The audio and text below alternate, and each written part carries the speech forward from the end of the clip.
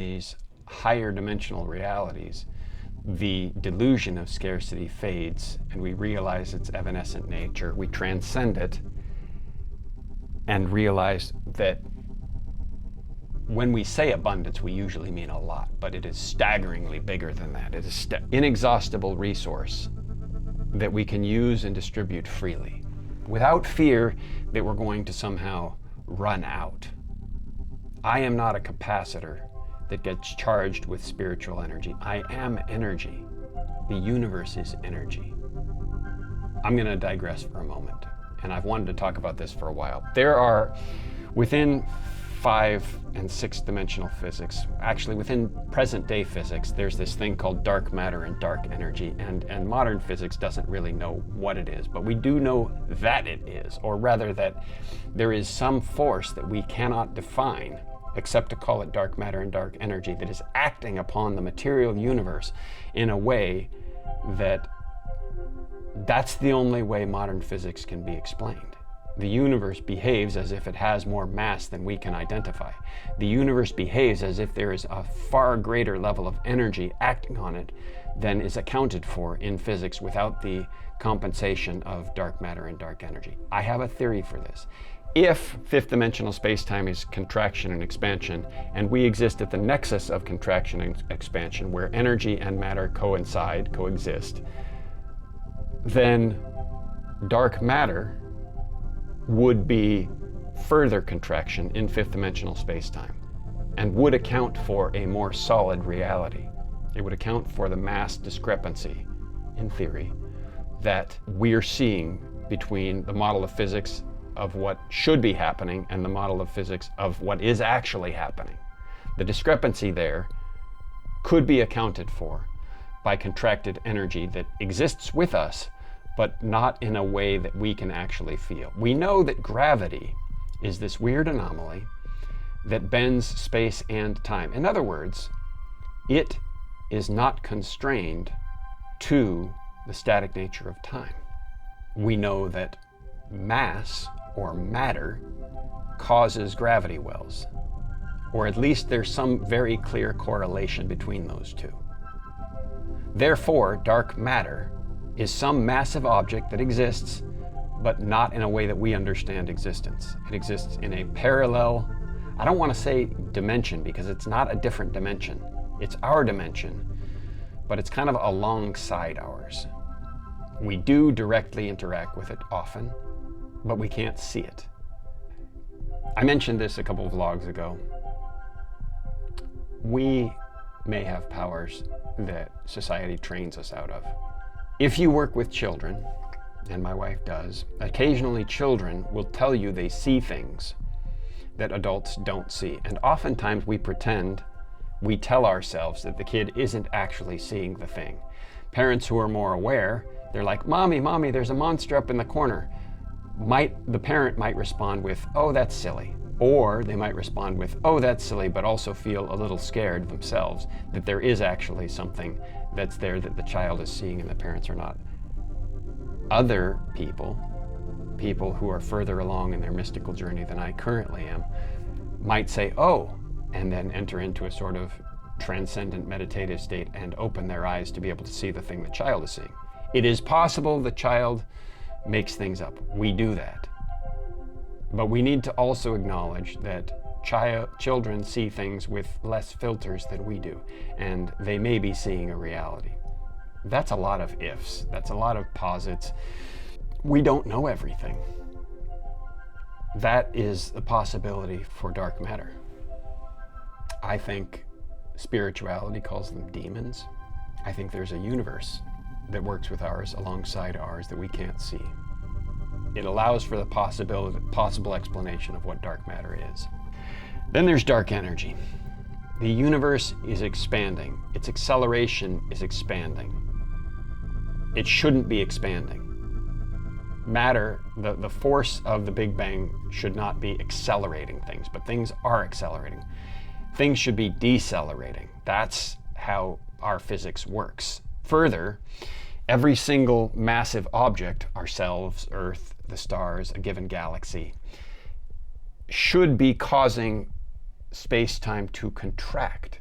Therefore, since it's not contracting, there must be more energy than there is matter, accounting for the acceleration of the universe.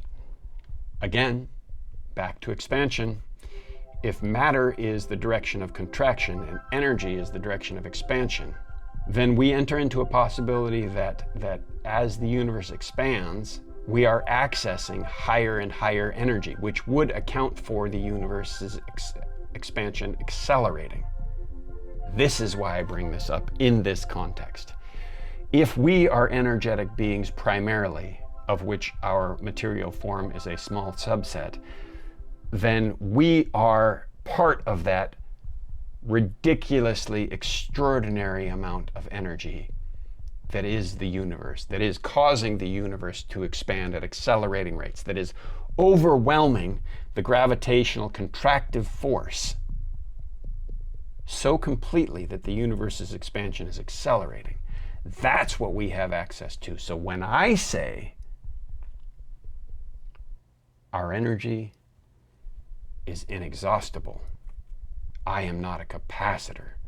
That's what I'm talking about. I am living into this radically expansive energetic state. And if its expansion continues to accelerate, it's not like out there. We see it in vast distances, but it's not just out there. It's everywhere. It's all space, which means that the contracted space that is contraction, that is matter, is also accelerating.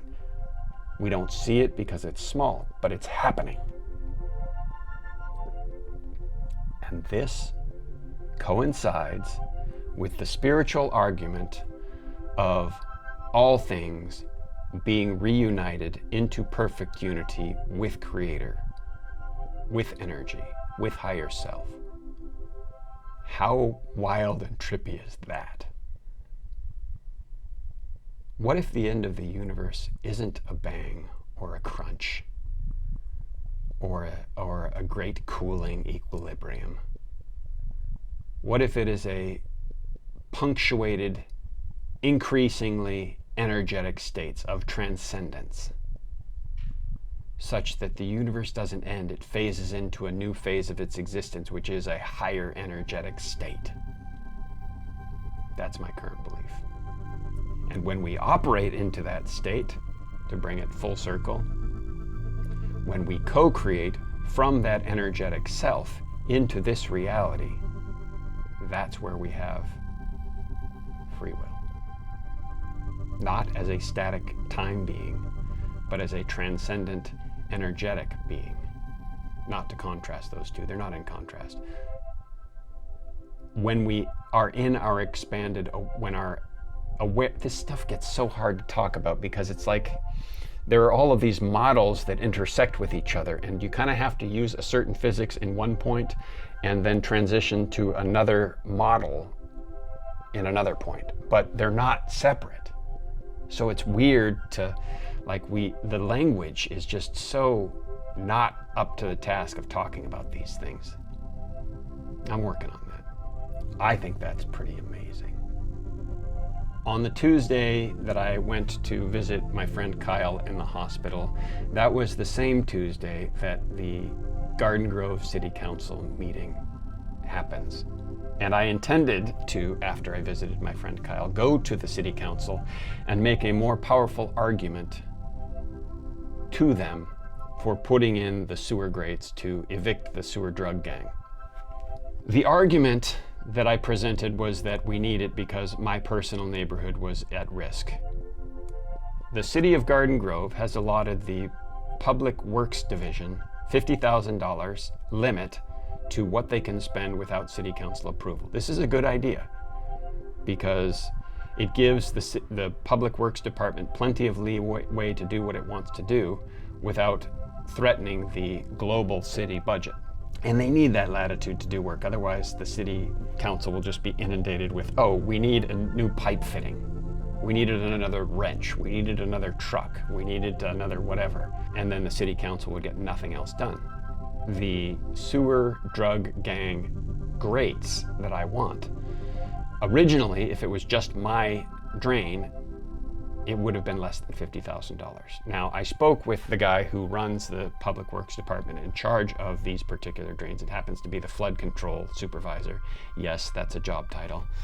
And he said that the city council thought that there was too much liability to install the sewer grates. Maybe they thought that the storm drains, which is what they are, would slam someone against the sewer grate and pin them there and drown them, and that their families would sue, which is a legitimate concern. But if you angle the grate, I don't know what the angle is, I'm going to say 45. If you angle the grate at 45 degrees, then when the flood comes, it will bring the person, push them against the grate, and then simply through physics, the grate will force them to the surface where they will stay and not drown. They haven't built the grates because they're afraid of liability. But the liability goes away if you angle the grate. It takes a little bit more engineering, a little bit more steel, but solves both problems. And then, here's the other thing.